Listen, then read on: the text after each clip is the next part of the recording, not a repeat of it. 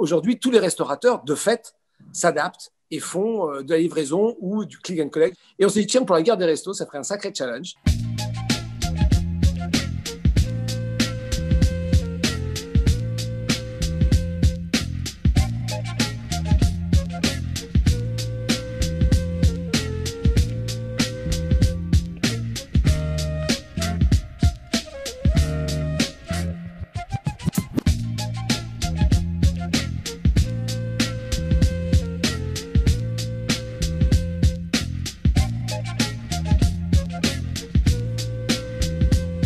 Il y avait le double challenge sur cette épreuve de la guerre des restos, de faire une cuisine qui allait être dégustée dans l'instant, mais aussi une cuisine qui allait être dégustée une heure après, quand elle serait amenée chez les autres dégustateurs en click and collect, quoi. Donc, c'était vraiment un double challenge, parce que c'est pas du tout la même chose, en fait. On s'est dit que c'était vraiment une idée qui était vraiment en prise avec la réalité. Aujourd'hui, les chefs, ils adaptent leur cuisine. Vous ne pouvez pas faire un plat qui est servi à l'assiette de la même manière qu'un plat qu'on emporte. Il faut intégrer déjà le transport, et puis ensuite, il y a deux choix, et puis il faut intégrer, ça va refroidir, enfin, etc. C'est très compliqué. Et on s'est dit, tiens, pour la guerre des restos, ça ferait un sacré challenge. Et effectivement, l'idée d'emmener comme ça le plat, ça a obligé les candidats à se gratter la tête. Tes versions emportées, elles sont chaudes ou elles sont à réchauffer? Chaudes. Elles sont chaudes. Elles sont chaudes. Un vrai street food à commander. Ça va étouffer, ça va commencer à se condenser, etc. Pensez à ça. Et oui, il faut qu'ils prennent en compte qu'enfermés dans une boîte, leurs nuggets de grenouille risquent de se ramollir. Et c'est pareil pour leurs tacos de bœuf bourguignon. C'est très intéressant parce que c'est un vrai exercice culinaire. On peut faire de la bonne cuisine à emporter, mais on ne peut pas faire la même qu'au restaurant. Ça, c'est quasiment sûr, sauf quelques plats qui passent très bien, bien sûr. La cuisine asiatique est assez bien adaptée à ça. La cuisine française, au départ, pas du tout. Sauf les plats mijotés. Un bœuf bourguignon, globalement, pour faire simple, un pot-au-feu, on sent bien qu'on peut l'emporter. Mais il y a plein de plats qui ne marchent pas.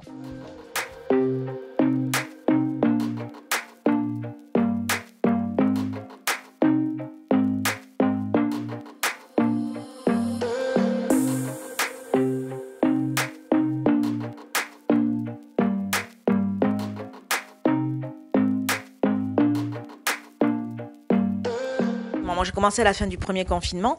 J'ai commencé en effet à faire de la vente à emporter avec Joya, le bistrot. Et puis après, par contre, quand le deuxième confinement est arrivé, on a repris cette vente à emporter sur laquelle on avait déjà des repères. Mais on a aussi lancé une ligne de burgers. Il y avait une réalité économique et c'est essayer au moins, parce qu'à l'époque, on n'avait pas toutes les aides qu'on peut avoir aujourd'hui.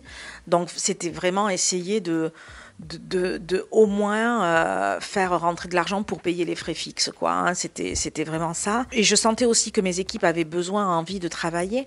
Donc, et moi aussi de toute façon. Donc, c'était aussi revenir sur le terrain, donner aussi encore un peu de visibilité à nos restaurants. Voilà. Maintenant, c'est vrai que c'est devenu une activité à part entière, surtout pour nous, pour la ligne de burgers. Je peux même aujourd'hui avouer que ça m'a donné l'idée de développement pour mes entreprises auxquelles je n'aurais peut-être pas pensé avant, quoi, hein. Et je pense que c'est une activité qu'on n'abandonnera pas quand on réouvrira les restaurants.